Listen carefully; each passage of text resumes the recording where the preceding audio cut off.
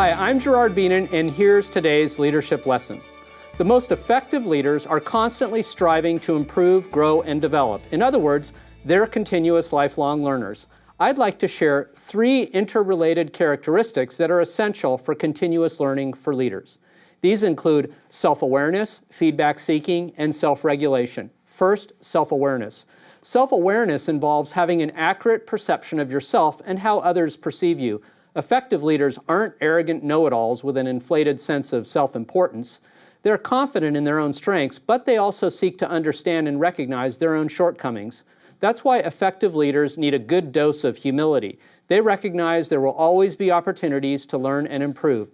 And we know from leadership research that self-awareness is foundational for becoming an effective leader. The second characteristic is feedback seeking. Developing an accurate self-awareness requires a systematic search for information that informs our improvement agenda as leaders.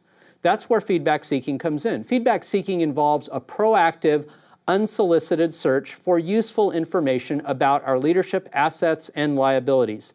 Feedback is a necessary condition for learning. We can't know how well we're doing as leaders without feedback from others. But soliciting and receiving feedback has a potential cost, and that's where the third characteristic, self-regulation, comes in. Self-regulation entails controlling our own emotions and impulses. When feedback seeking exposes our strengths as leaders, we'll become tempted to be overconfident. When it exposes our shortcomings, our natural impulse is to become defensive. In either case, whether we're overconfident or overdefensive, without self-regulation, we can let emotions cloud our judgment. Self-regulation helps us maintain a thick skin and a cool head. In other words, it helps us have an accurate and appropriate level of confidence and to sift through criticism with clear thinking that isn't clouded by our emotions. Each of these characteristics also includes an important feedback loop. For instance, self-regulation prevents us from overreacting to feedback that we receive.